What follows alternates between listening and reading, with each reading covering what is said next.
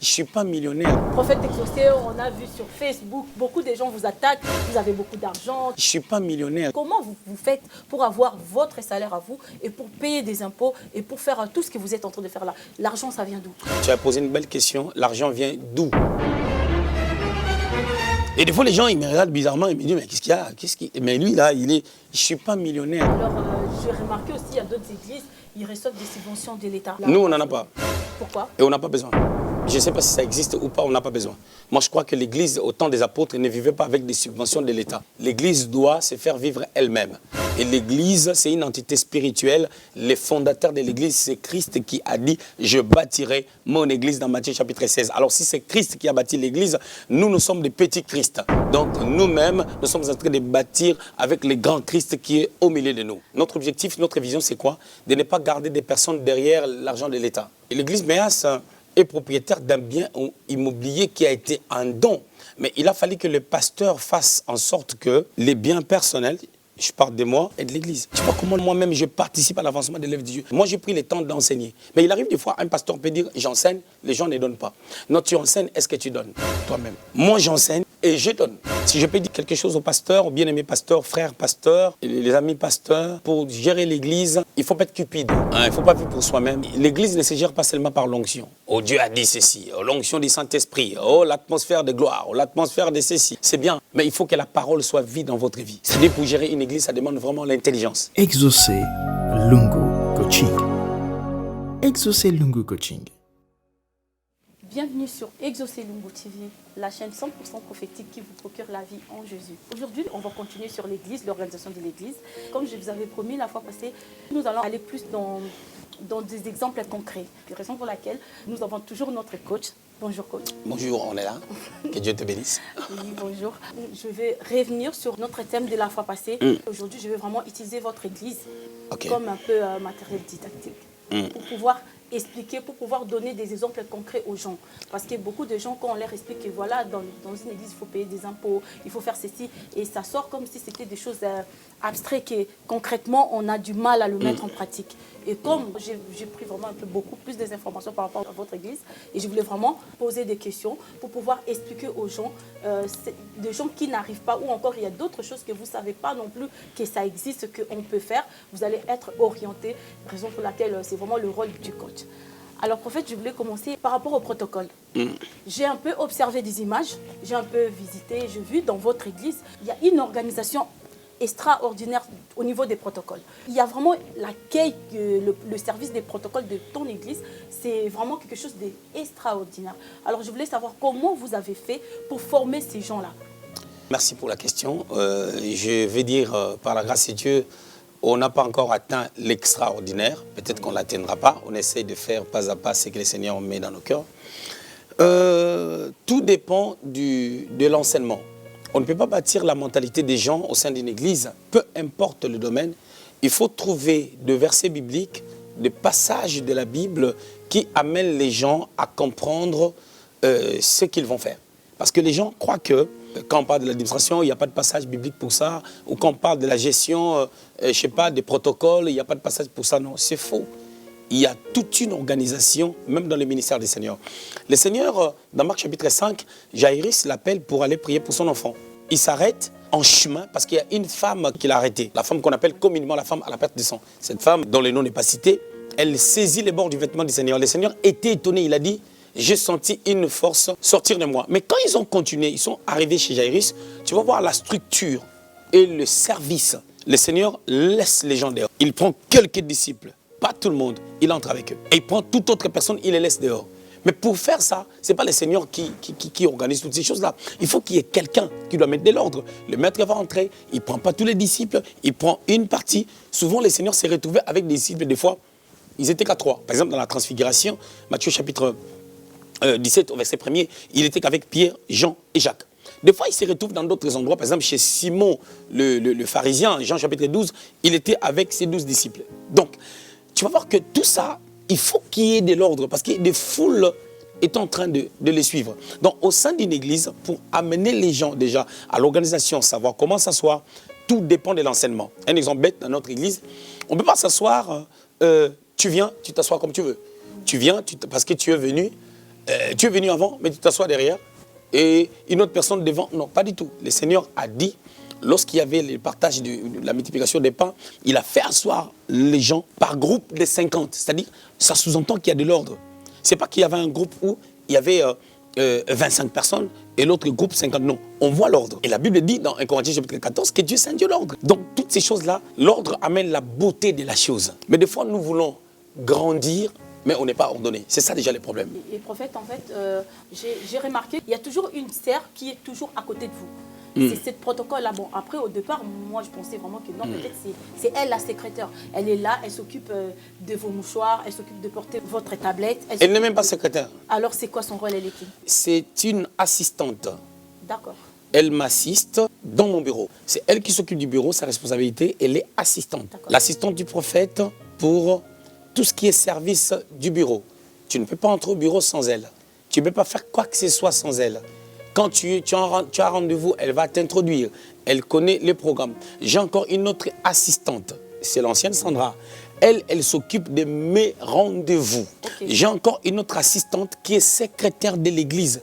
Elle s'occupe de l'administration. C'est-à-dire, si je dois signer un document, elle va venir pour que je signe. C'est avec elle qu'on parle du bilan de l'église. Ainsi de suite. Elle aussi, elle est assistée par une autre sœur qui est à la base prédicatrice chez des jeunes. Avant, elle était à la chorale, Priscille.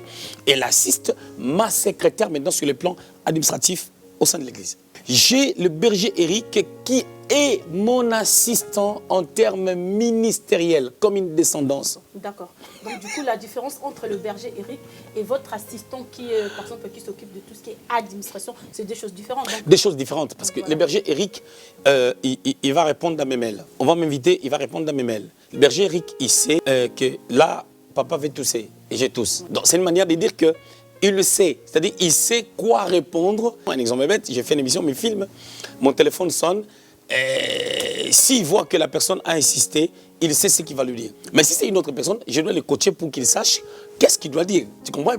Mais pour que j'amène le berger Eric à ce niveau, il y a eu un parcours et une série d'enseignements. Et automatiquement, je suis en lui, il est en moi. Comme le Père est dans le Fils et le Fils est dans le Père, comme Jésus dira.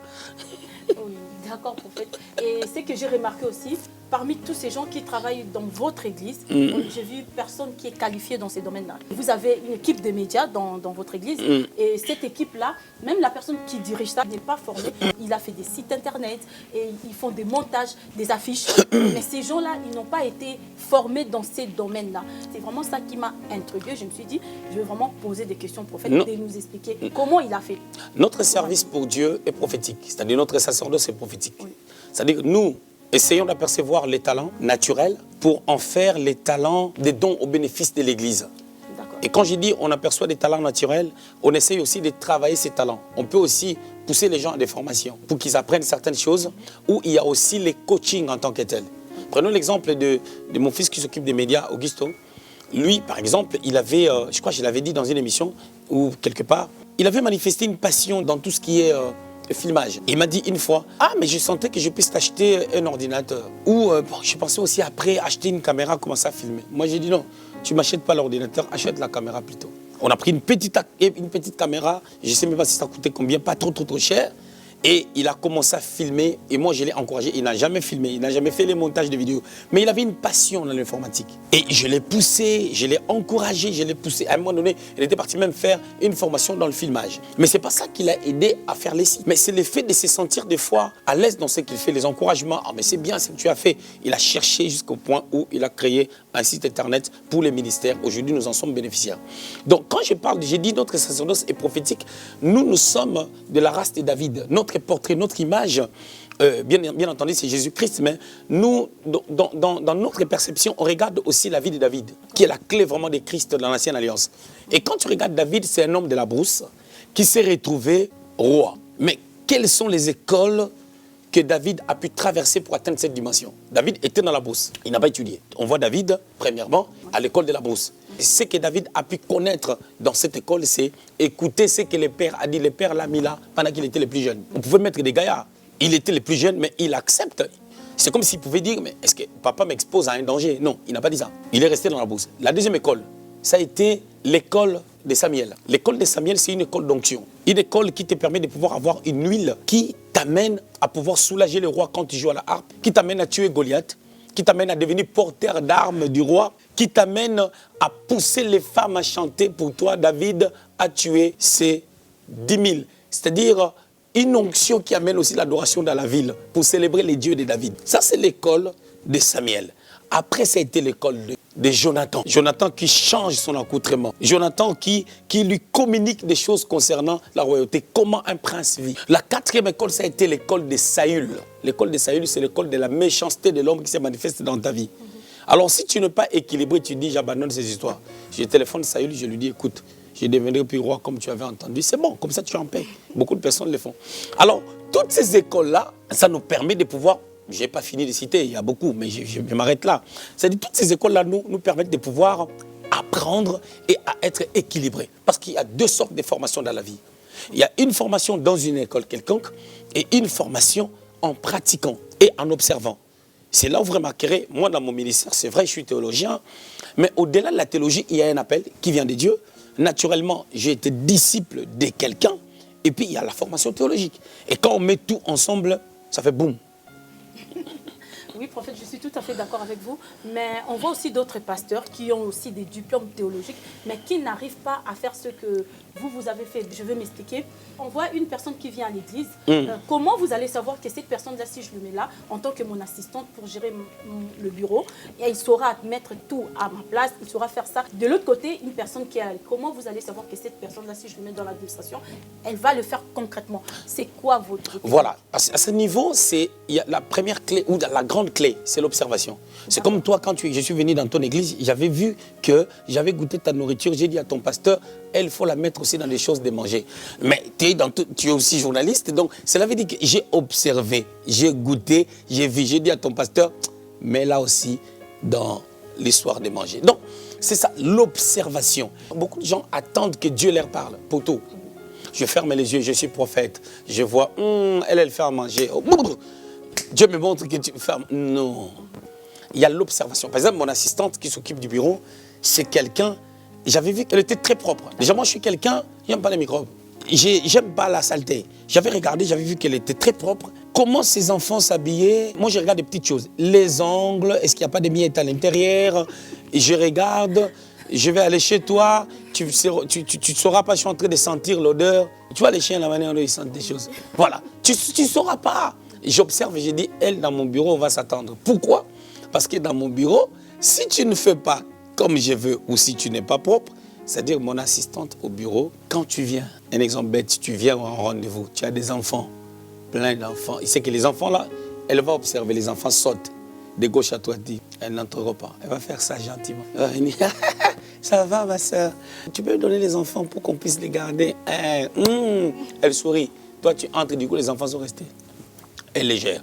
Pourquoi? Parce que ces enfants, il faut qu'on les gère pendant que maman est en train de parler. Tu vois? Toutes ces choses-là, j'ai dû quand même observer les talents des gens.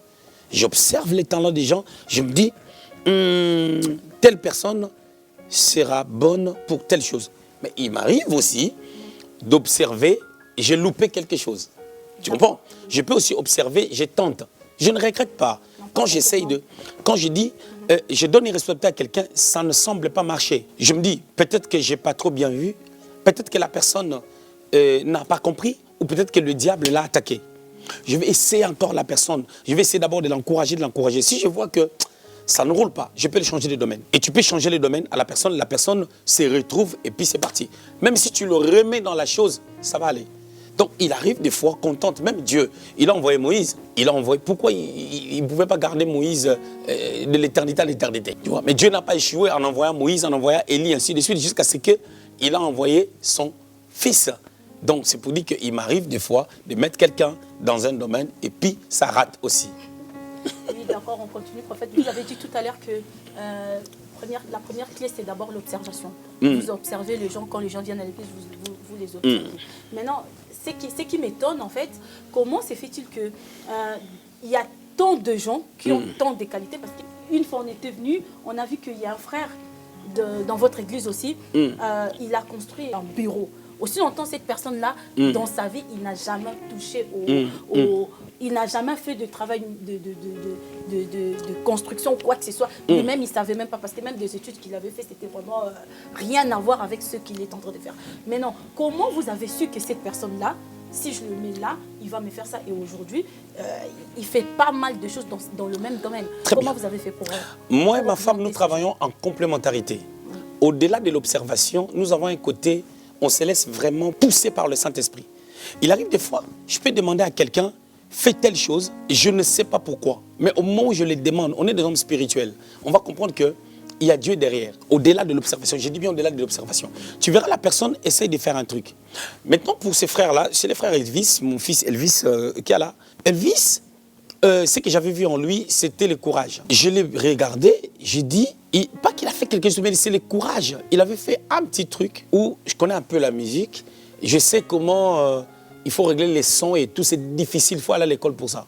On ne s'improvise pas. J'ai vu une fois, il a essayé de toucher, il touche, il se donne, je vois la volonté. Tu vois, quelqu'un, il ne connaît pas, mais il met la volonté. Mais aujourd'hui, il arrive des fois, quand quelque chose bouge ici, il n'est pas là, c'est mort. Hein. Donc, c'est ce courage-là, quand je l'ai regardé, après, étant un homme spirituel, je me suis dit, j'ai entendu une voix qui m'a dit, lui, il peut tout faire. Et quand j'entends ça, je ne recule plus. C'est-à-dire, dernièrement, je parlais avec lui. Vous prenez le risque vous-même de... Je prends vraiment des risques. Et dernièrement, je lui disais, si j'achète une clim qu'on pose au mur, parce que ce que moi j'ai, c'est posé au sol, je dis, est-ce que tu pourras le faire? Il a réfléchi 30 secondes, il a dit, oui, je peux le faire.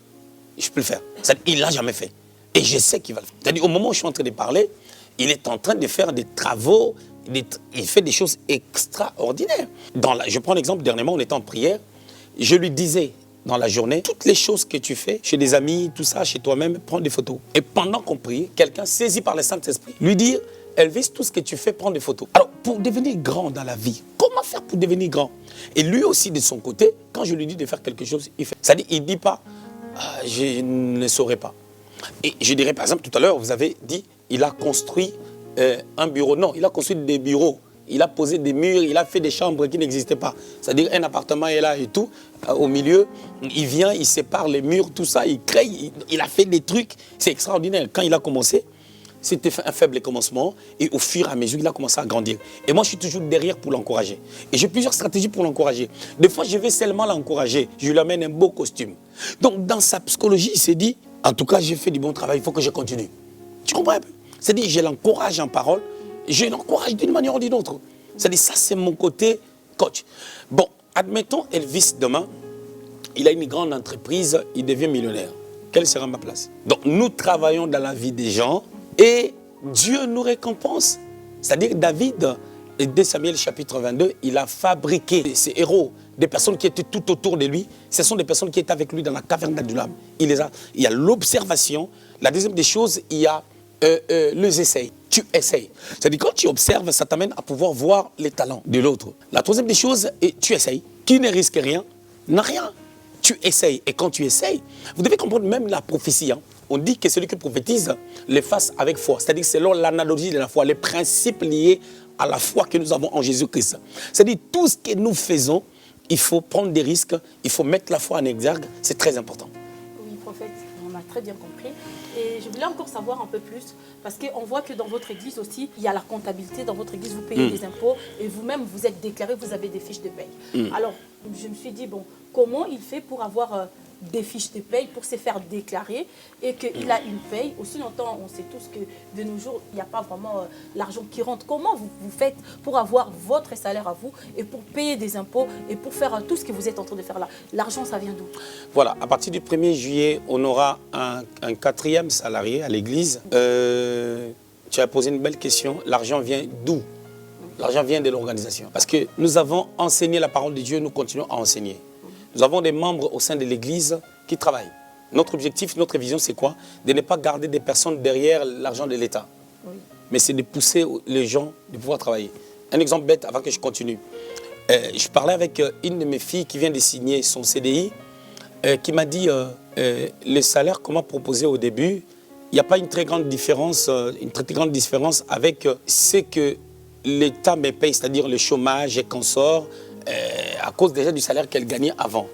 Il n'y a pas une grande différence. J'ai dit, la vie, ça ne se prend pas comme ça. Avec l'argent du chômage, tu peux prendre un prêt? Non.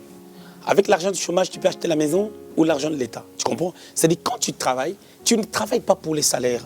Tu travailles pour la vie. Tu cotises par rapport à ta retraite. Alors moi, j'amène déjà les gens sous cette optique. Étudier, travailler, cotiser, et c'est très important. Alors à l'église, lorsque tu as des personnes qui travaillent, ils savent que les dîmes et les offrandes sont bibliques. Prenons les dons aussi dans le cadre des offrandes. Ils savent que c'est biblique. Il y a des dons volontaires, il y a des offrandes volontaires, et il y a la dîme qui est le 10% de nos revenus. Alors qu'est-ce qui se passe? Parce que j'ai enseigné la parole de Dieu et que d'autres personnes qui sont venues à l'église, ils ont trouvé les gens faire la même chose, participer dans la vie de l'église, avec des enseignements qu'ils ont écoutés et aussi aussitôt, ils sont entrés dans la chose. J'ai un fils, Firmin, il n'est pas un ancien de l'église, il est venu, aussitôt il est venu, il a commencé à donner sa dîme, il a commencé à participer parce qu'il a vu l'ordre, il a vu l'organisation. Parce que j'explique, à chaque petite période, à chaque saison, j'explique toujours le fonctionnement de l'église. Qu'est-ce que nous avons besoin? Qu'est-ce qui se passe? J'explique vraiment combien l'argent qui entre, ça sort pour faire fonctionner la boîte. Et les gens savent que ce qui se passe, c'est ça. Un exemple bête, nous on fonctionne comment? Je vais prendre un exemple. On a besoin de 6 ordinateurs Mac. Un ordinateur coûte combien? 2000 euros. Combien d'ordinateurs à 2000 euros qu'on aura besoin? 3, un exemple bête. Et les autres modèles, c'est combien? 1500 euros. Alors, on s'est dit, le budget, c'est combien? Bon, 2000 x 3, ça fait 6000. 1500 x 3, ça fait 4500. Et puis, on met tout ensemble. Admettons, on présente juste là, pensez à l'église. On dit, l'église, les ordinateurs ne fonctionnent plus. Si les gens peuvent participer à ça. Il y a des gens qui vont amener les ordis. Carrément, la personne a des possibilités de prendre un ordi, soit cash, soit en mensualité. Il y a aussi des personnes qui disent je ne peux pas prendre, je participe, ainsi de suite. Alors, si nous, on a ce qu'on a besoin et qu'il nous reste 500 euros, c'est une bonne chose pour nous. Et si une télé se casse, qu'est-ce qu'on va faire?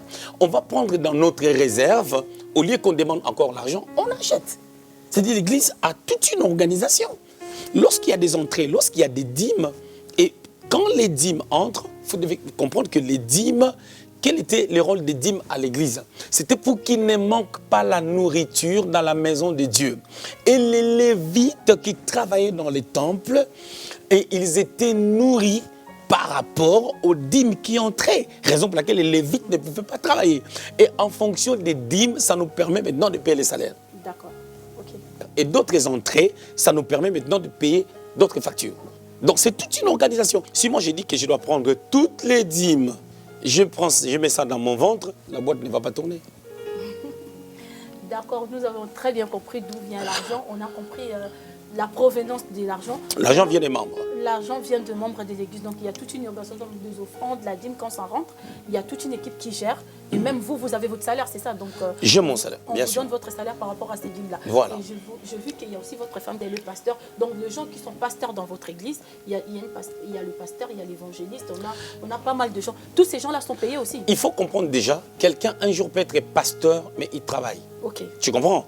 Un exemple bête, une personne à l'église est pasteur, mais il a son emploi. Tout le monde n'est pas appelé à temps plein. C'est pour ça que nous devons être des hommes spirituels. C'est pour ça par le Saint-Esprit que les hommes ont parlé de la part de Dieu, ou les gens ont fait l'œuvre de Dieu. Quelqu'un peut être pasteur, il a son travail, sa femme travaille, les deux travaillent.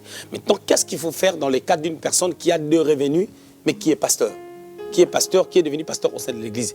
L'église aura à l'assister, ok, d'une manière ou d'une autre, parce que il doit manger aussi les fruits de son service au moment où la personne est pasteur. Mais écoute, si cette personne-là maintenant est appelée à ne pas servir Dieu, c'est pas d'une manière éparpillée qu'on essaye de mettre quelqu'un là au service de Dieu et que la personne ait une paye. Non, c'est l'argent. Il y a des charges de l'État à payer. Il faut vraiment qu'il y ait Dieu qui parle. On voit l'apport de la personne au sein de l'Église. On voit les dieux qui parlent, les dieux qui insistent. Et les dieux qui parlent, ils pourvoient aux besoins. C'est-à-dire, on doit écouter Dieu, réécouter Dieu et avoir des confirmations de la part de Dieu. Et quand on est vraiment dans ce que Dieu veut, on va voir les résultats après. Et quand je fais certaines choses, je prends vraiment des risques. Ce sont des risques parce qu'il y a des décisions qu'on prend. Ce n'est pas qu'on a des millions parce qu'on prend ces décisions. Non, ne vous y trompez pas. C'est-à-dire qu'on prend des risques et Dieu nous accompagne dans ça et on arrive à le faire. C'est comme quand on organise nos conférences, on a notre manière de recevoir les gens. Je ne vais pas les dire ici, Des fois, quand on déplace les orateurs qui vont venir de loin et tout, il faut des billets d'avion. Il y a des hommes de Dieu qui voyagent, surtout pour des vols qui viennent de l'Amérique et tout. La personne va voyager en classe supérieure. Et il y a tout ça, c'est de l'argent, mais c'est toute une organisation interne au niveau de l'Église. C'est vraiment très, très, très, très important. C'est-à-dire, quand la boîte tourne, moi j'ai ma paye, j'ai mon salaire, et j'ai un ministère. Et au-delà de mon salaire, il y a mon ministère qui me bénit aussi, et j'ai béni aussi l'œuvre de Dieu. D'accord, prophète. J'ai remarqué qu'il y a d'autres personnes qui sont dans votre église. Ils sont vraiment un peu pris en charge par l'église, en fait. Il y a d'autres personnes, ils ont des abonnements qui sont payés par l'église, par vous. Il y a même des gens qui ont reçu des voitures, qui ont reçu pas mal de choses. Alors, on voulait savoir, tout ça là, ça fait partie pour un pasteur qui nous écoute. Peut-être il a une église, parce que c'est ça le but de notre émission, que vous puissiez expliquer à ces gens-là comment vous faites. Est-ce que vous vous sacrifiez pour aider aussi d'autres personnes qui n'ont pas, parce que l'image qu'on a de vous, ou encore l'image qu'on a des églises, que des gens, le pasteur, ils volent, ils ont tout pour eux, ils ont ça. Maintenant, comment vous faites pour faire ça? C'est l'organisation. Tout dépend de l'organisation et la clarté dans ce que tu fais. Les sérieux, la clarté, les gens ont des explications par rapport à des choses qu'on fait. Il y a vraiment la clarté. Et quand il y a la clarté, les gens vont voir. L'église Méas est propriétaire d'un bien immobilier qui a été un don. Mais il a fallu que le pasteur fasse en sorte que les biens personnels, je parle de moi, que ce soit de l'argent ou quand les locataires payent sur mon compte, ça j'ai dit, vous payez sur les comptes de l'église et ça aide l'église. Tu vois comment moi-même je participe à l'avancement de l'œuvre de Dieu. Tout c'est l'organisation. Comme je disais tout à l'heure, si vous avez des dîmes qui entrent, moi j'ai pris le temps d'enseigner. Mais il arrive des fois, un pasteur peut dire, j'enseigne, les gens ne donnent pas. Non, tu enseignes, est-ce que tu donnes toi-même? Moi j'enseigne et je donne. C'est-à-dire, j'ai à cœur de regarder comment est-ce qu'on peut aider quelqu'un. Attends, comment l'État fonctionne pour nous aider? Quelqu'un travaille, il a un loyer à payer, son mari travaille, une femme travaille, son mari travaille. Les deux vont aller demander l'aide de l'État. On ne les donnera pas en regardant leur fiche de paye. Mais le monsieur travaille, la femme ne travaille pas, ils ont 3 enfants, on calcule, on dit bon, on peut leur donner même la maison de l'État parce que ça va leur permettre de pouvoir essayer de vivre. Mais c'est sur base de ça qu'on essaie d'aider les gens. En fonction de quelqu'un d'autre peut dire, ah mais moi je suis à l'église, l'autre sœur là, regarde, elle roule avec cette voiture-là, ça vient de l'église. Et moi, je suis à l'église. Mais quels sont les revenus que tu as? Et quels sont les revenus de l'autre personne? Tu vois, toutes ces choses-là, ça demande l'observation. Et puis, il y a aussi tout ce que les gens leur apportent au sein de l'église. Écouter aussi le Saint-Esprit et voir comment conduire les choses. Et c'est très important. C'est vraiment un grand travail qui ne se limite pas seulement à prêcher la parole de Dieu, mais il y a la tête qui doit tourner. Un exemple bête. Comment je peux aller loin avec ces choses? Moi, j'ai le projet de créer des emplois. J'ai le projet de créer des emplois. Comment créer l'emploi? Je ne vais pas livrer toutes mes cartes ici. Les gens vont copier. Donc, je voulais juste rigoler. Donc, j'ai besoin demain de faire de Méas aussi une entreprise qui va permettre aux fils de la maison de travailler là. Et ça, c'est des choses qui vont venir. En tout cas, on est en 2020. Je sais qu'on n'arrivera pas à 2025. Ça va se faire. Donc, du coup, là, vous êtes en train d'abord de former vos enfants parce que j'ai vraiment vu que c'est comme si vous êtes en train de former tout le monde, qu'ils puissent sortir le meilleur. J'aime dire aux gens, si on se connaît, c'est mieux qu'on reste ensemble. Il faut qu'on reste ensemble. Donc, qu'on reste ensemble parce que nous sommes en train de travailler. Parce que demain, si on crée des emplois, tu sais, tu peux créer quelque chose, ça marche. La chose marche, qui vont travailler? Ce sont des enfants de la maison qui ont étudié. Nous avons d'autres personnes qui sont intellectuelles, qui ont fait bac plus. Admettons, quelqu'un travaille, on te paye combien? 2350 €. OK? Tu es compétente et tout. Je te dis, mais écoute, tu vas venir bosser dans ton église, c'est ton église. Des fois, les horaires seront flexibles. Attends, nous, on te propose 2000, un exemple bête. 2000, 2300, sur 2300, qu'on te paye de l'autre côté, on te propose 2100, mais tu es dans ton église, tu travailles pour les seigneurs et tu es peinard. Des fois, ton travail, tu vas faire ça dans l'avion. On a voyagé avec une délégation aux États-Unis, toi, tu fais ton travail dans l'avion, tranquillement. Et tu vas voyager sur les comptes de l'église. Donc, il y a des choses comme ça qui vont se faire. Tu vas dire, oh non, nous, dans notre travail, on a des avantages, on peut prendre des voitures en leasing. Oui, nous aussi, on arrivera là. On a déjà commencé avec ces choses. Donc, c'est rien pour avoir des véhicules en leasing, c'est avoir la capacité de payer déjà une voiture, tu gagnes la confiance. La deuxième voiture, tu gagnes la confiance. Et la troisième, tu gagnes la confiance, tu deviens ami. Oui, Oui, d'accord. Maintenant, je voulais savoir encore comment tu sépares la vie de l'Église et ta vie privée. Parce que au-delà de l'Église, est-ce que vous avez d'autres choses en privé? Par exemple, des choses que vous avez vous-même en privé, ça n'a rien à voir avec l'Église. Et comment faire en tant que pasteur et de pouvoir gérer ça, séparer l'Église et ta vie privée? C'est vrai, nous avons des choses que le Seigneur nous a données, mais ce n'est pas facile de séparer la vie privée et la vie de l'Église. Moi, déjà, à la base, je fonctionne comme ça. C'est-à-dire, tout est mélangé. Non, tout n'est pas mélangé. C'est-à-dire, dans ma tête, je fonctionne comment? Je sais que ça, ce sont des choses de l'Église. Comment séparer les choses? Moi, je ne touche pas l'argent de l'Église. Moi, je ne touche pas l'argent de l'Église. L'argent de l'Église, ce n'est pas moi qui cotise l'argent de l'Église. On ne donne pas de cotisations à moi. Je prends un exemple bête. On va acheter des ordinateurs. Je vais placer des gens. Je vais citer leurs noms. Concernant les ordis, parlez au frère un tel, à la sœur un tel. Le 2 ou le 3, ils vont vous expliquer ce que nous avons besoin. Point barre. Alors, tout ce qui va se passer de l'autre côté, eux, ils vont me faire un rapport. Et quand ils vont me faire un rapport, et s'il reste des sous, s'il reste 100 euros, 200 euros, 500 euros, cet argent-là sera donné maintenant à quelqu'un qui les mettra, déposera sur les comptes de l'Église. Chacun va faire son travail. Alors, ça fait que moi, je ne touche pas l'argent de l'Église. Donc, même la dîme, vous ne touchez pas la dîme? Mais la dîme va entrer, il y a quelqu'un qui comptabilise ça. Nous avons des gens qui payent la dîme par virement, d'autres payent en espèces. Qu'est-ce qui se passe? On donne la dîme, il y a une personne qui est diaconesse, mon assistante du bureau, elle s'occupe aussi de la réception des dîmes.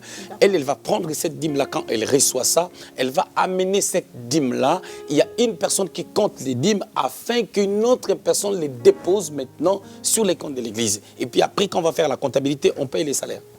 Ok.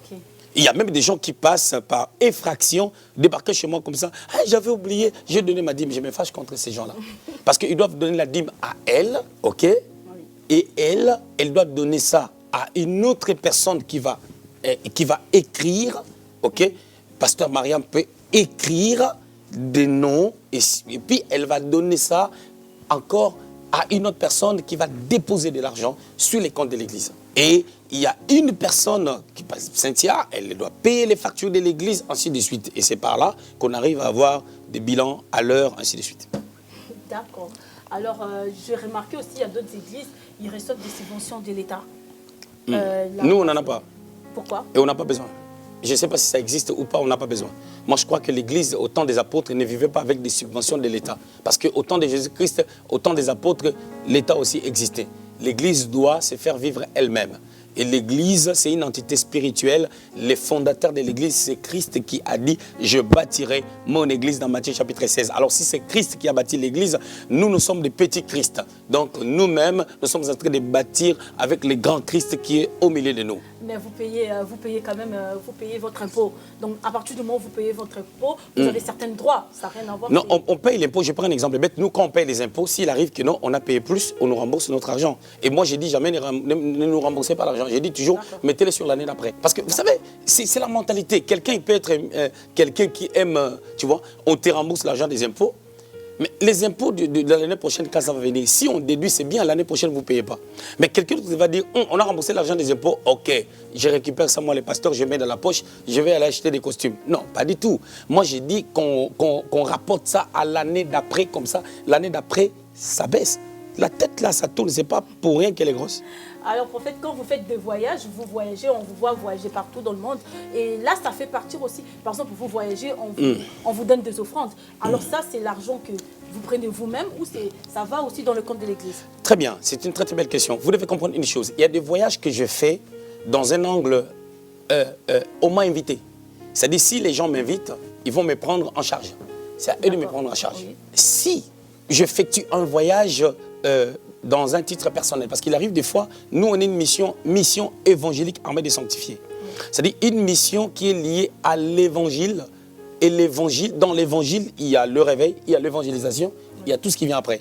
C'est-à-dire dans ces cadres-là, il arrive des fois que l'Église me paye les billets, que l'Église soutienne mon voyage parce que je dois aller faire un travail au Cameroun, je dois aller faire un travail au Congo, je dois aller quelque part où Dieu nous a dit il faut qu'il aille. Là maintenant, c'est notre organisation interne.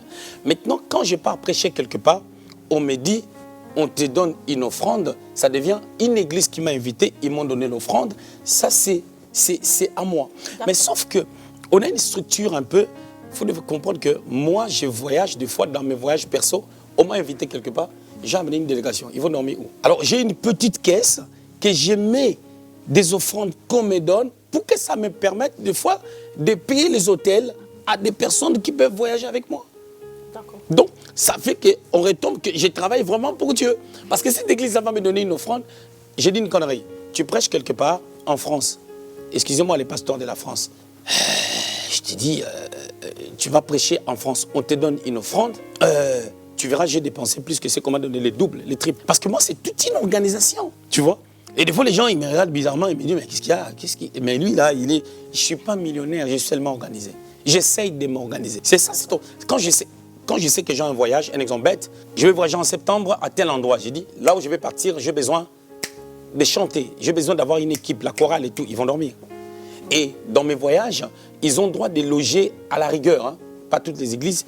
Il y a des églises qui peuvent me loger une personne. Une personne, parce que quand je voyage maintenant là, je dis toujours que je viens avec une personne, vous devez prendre la chambre pour moi, prendre pour cette personne. Bon, si moi j'ai 3, 4, 5 personnes, ils vont dormir où? Et des fois c'est mélangé, il y a des filles et des garçons. Ils doivent dormir séparément. Si c'est 4 jours, si c'est 3 jours. Il y a toutes ces choses-là. Tout dépend de l'organisation que tu mets en place.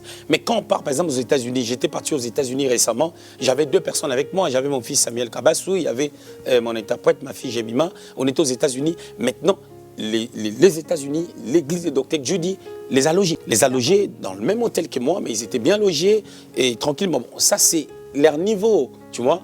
C'est-à-dire on ne choisit pas des endroits, mais on se laisse aller par les Saint-Esprit. Mais toutes les églises ne le reçoivent pas de la même manière. Très bien. Alors, si j'ai bien compris, à un moment donné, on avait vu que vous avez fait des conventions. À Paris, vous avez loué des salles, vous êtes partout au Cameroun. Donc ça fait partie de votre ministère en fait. Ça fait partie de mon ministère, mais mon ministère est lié à l'église.